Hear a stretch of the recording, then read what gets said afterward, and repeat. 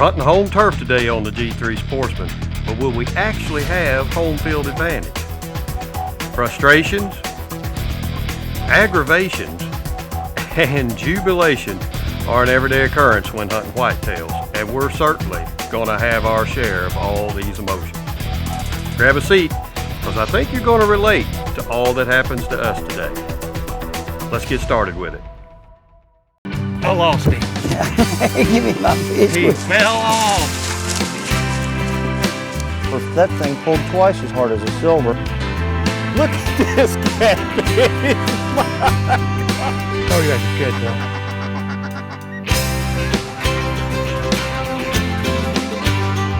Nice fish. Thank you, fish. That's what I'm talking about. Get you some of that.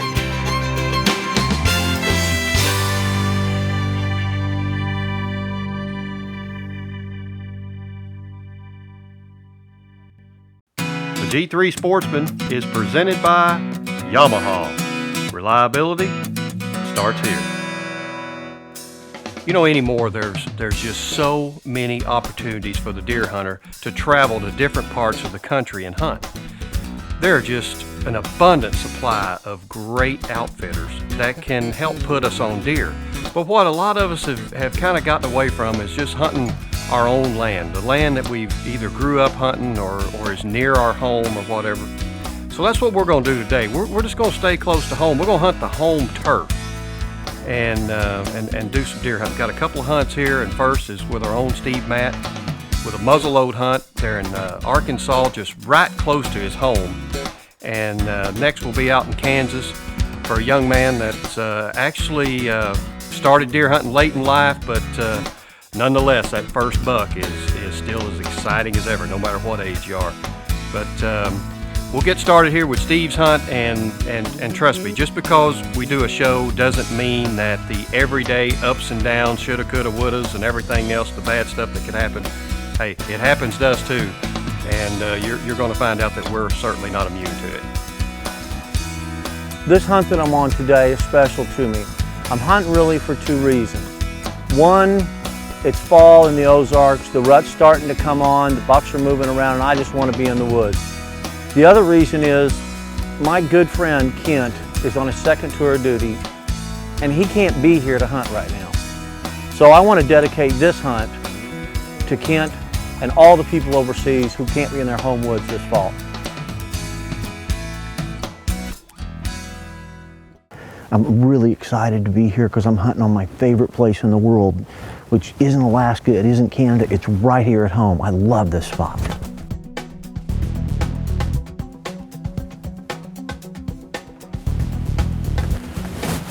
There's a buck.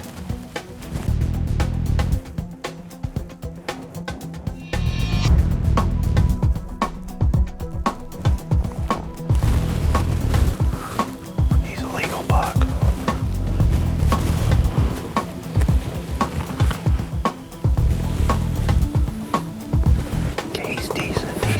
Legal. I'm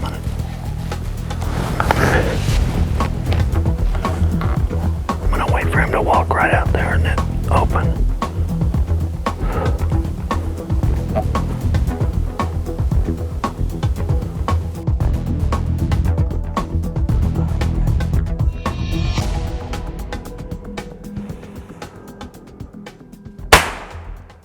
Oh, that's not good. That's not good at all.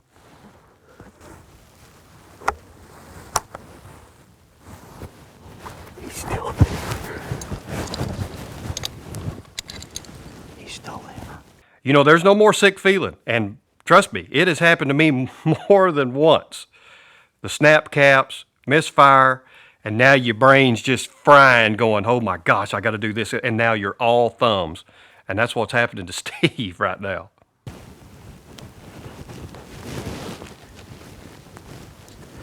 Dang it.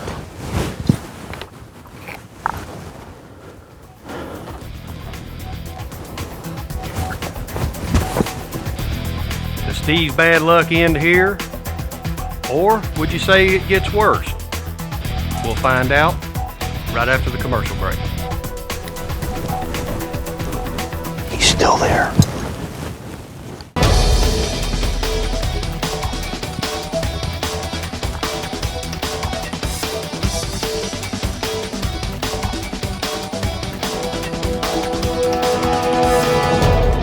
Alright, we're back from break. We know the story. Stevie's having some cap issues with the muzzleloader. Fortunately for him, the deer has hung around, more curious than anything, I'm sure. He's about to gain his composure, and let's see if shot number 2 will work out for him.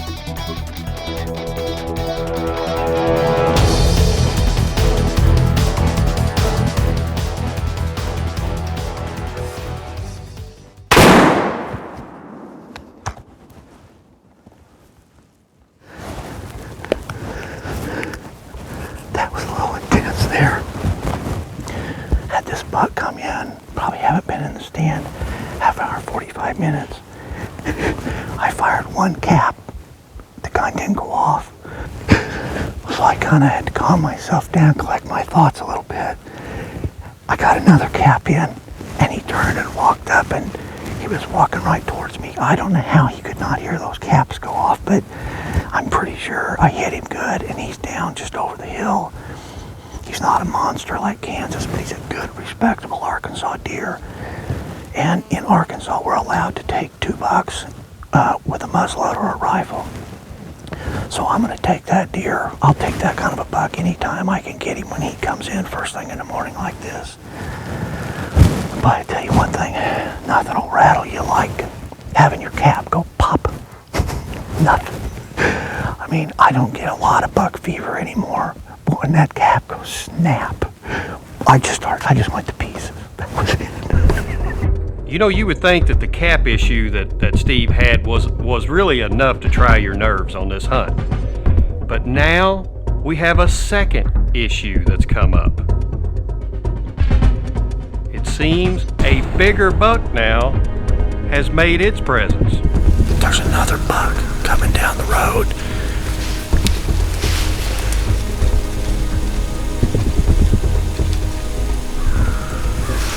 It's a better buck, of course, than the one I just shot, but he's not. It's too early in the season. I'm not going to use my second tag on him.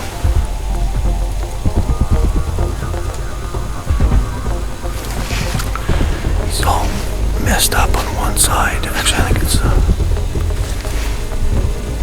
yeah, he's kind of messed up on one side. I had this deer on camera earlier in the year. I call him Crazy Horn because it looks like one side's been injured.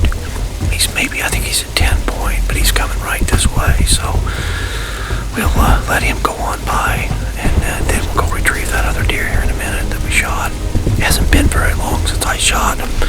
Kind of surprised that he's coming at all, but that's deer hunting. He just laid down. Not good.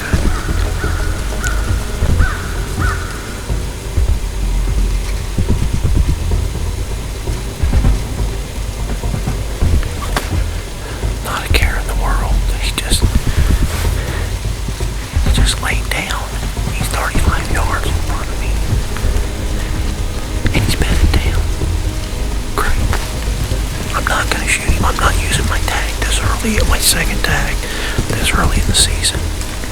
Alright, the Crazy Horn deer's gone. It's time for Steve to get out of the stand and get back to business at hand. And that's finding the deer that he actually did shoot at.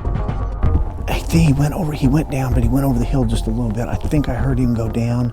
I've given him a little time just in case, but I'm pretty sure I heard him crash. I'm going to try and find a blood trail, and hopefully he didn't go all the way to the bottom of one of these hollers, because that's the downside of hunting in the Ozarks. If you have one that goes to the bottom of the holler, you got to get him back up out of the holler. So I'm going to go see if I can pick up the blood trail.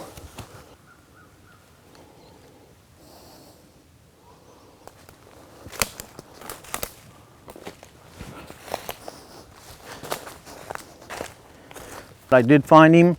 He's a 7 point, not a huge deer, but we have 2 buck tags, and so I decided to fill my first tag and donate the meat or give the meat to my friend's family because he's overseas on his second tour of duty. So I thought, what a better way to do it. I'll just shoot a show, send it to him so he can share it with anybody he wants and say, this is what it looks like muzzleload hunting in the Ozarks where I live. Kent, this is your deer.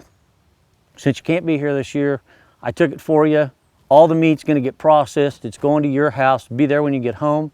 come home safe, and all you people serving overseas, be safe and come home soon.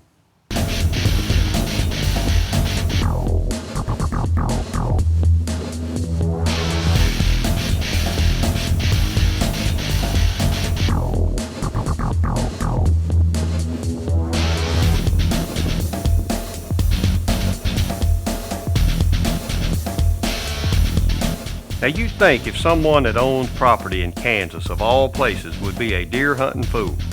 Well, that's not the case for our next guest, Mike Dixon. His family owns and operates some land here in east central Kansas, and it's worked for him. Never even hunted on it. In fact, he's never even shot a deer. Now his uncles, now they have, and they do hunt the land. You've seen Team Matt here on the G3 Sportsman harvest nice bucks year in and year out, but not old Mike. He's working. Now it's not been that the guys haven't tried to get him to hunt, he just won't take time off. The land we bought a few years ago just to run cattle on. We didn't have any desire to hunt it whatsoever. I didn't. I hadn't been a hunter, so we were running cattle on it for a few years. It's got a little bit of row crop. We took a few seasons worth of beans and corn off of it, and it was just running like any good piece of ground does. As the years went by, my uncles Stephen and Paul, my other uncle Russell, they began to hunt this piece of ground, really scout it, look at it. I would show them the ground. I showed them where it was at, and they took off. And I never really talked to them much about hunting at all. It wasn't really an interest of mine at the time. But they kept coming back with these great stories about big bucks, and I had seen a few, jumped a few while checking cattle, but never really paid any attention to it. But the guys really began to pique my interest in hunting deer because they were so excited about it, and I thought, well, maybe this is something I ought to open my eyes to and become a part of. My Uncle Paul and I went out on this hunt. The first few days was extremely windy. I don't think the temperature was all that bad, but the wind made it unbearable, and I was getting pretty impatient. As the second day came on us, Paul was reassuring me, be patient, these deer are out here, you're gonna get to see some.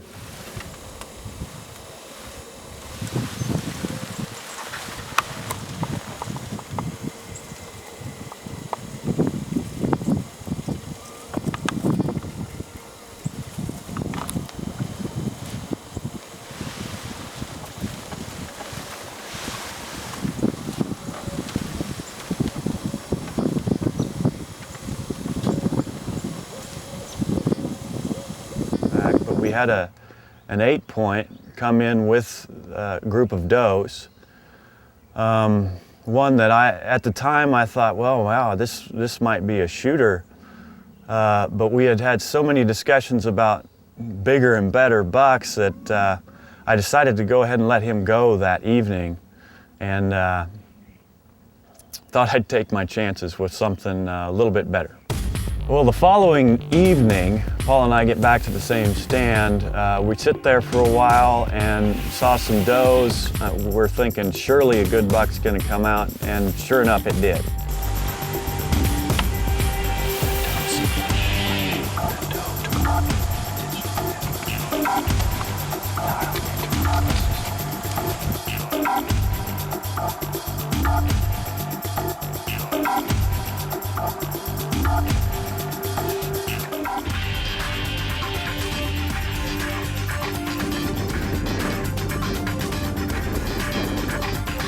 We were debating on whether or not this was the same buck from the night before. I had regretted not taking the night before because this was going to be my last day. I knew it was my last day because I needed to get it back out there. We looked it over pretty closely. Paul and I both agreed this was not the same buck, and he was probably a little bit bigger. That's when it really got hectic for me once I made that decision that that's the buck I was gonna shoot. That was when hunting became probably the funnest thing I'd ever done up to that point.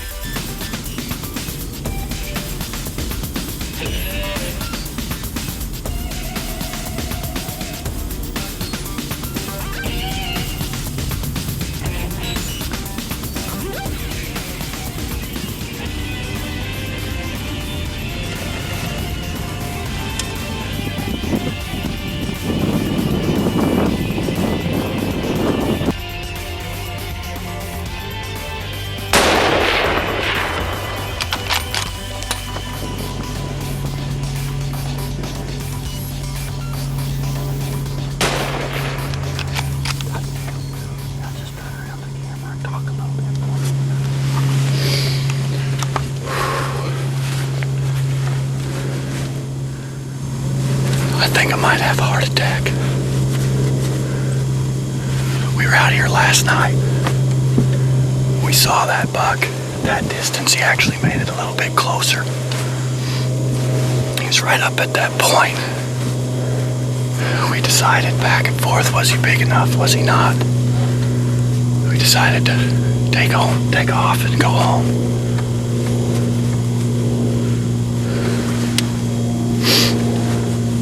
We looked at the video last night.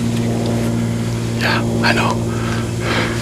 We looked at the video last night.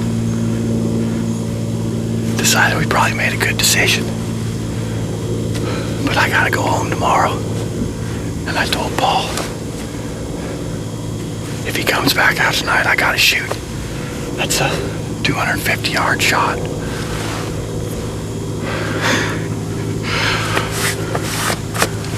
I missed the first one, but by golly, I dropped him on the second one. Wow, that's awesome.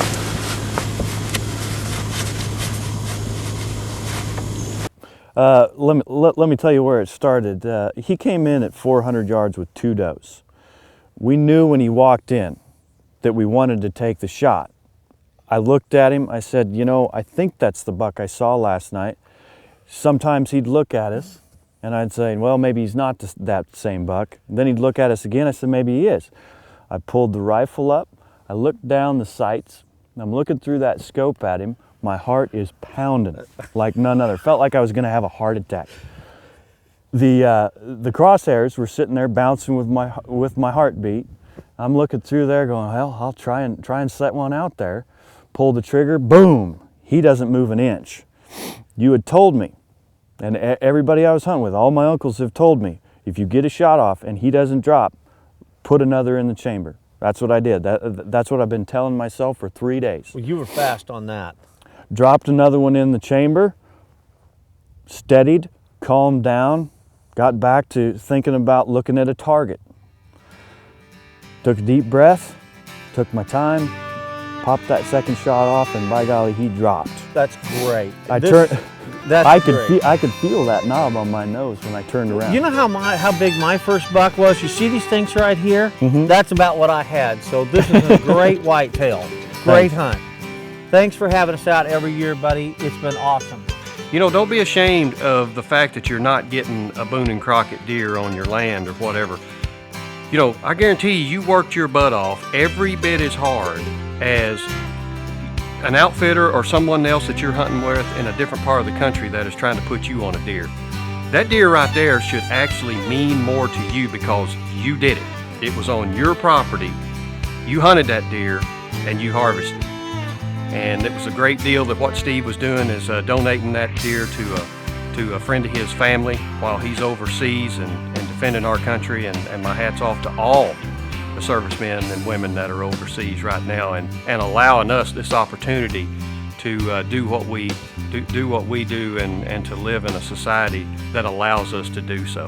You know, what a fun show today. You know, the guys got to harvest a couple of nice deer, and you got to see that it just doesn't happen to you, all the crazy stuff. It happens to everybody, and we don't mind showing it because that's just part of hunting. Stay close to home a little bit sometimes and just get back to your roots, and I guarantee you'll appreciate the next buck that you get. But that's all we got for this week's show. Hope you enjoyed it, and just remember, we'll be out there doing something next week, right here on the G3 Sportsman. Thanks for watching.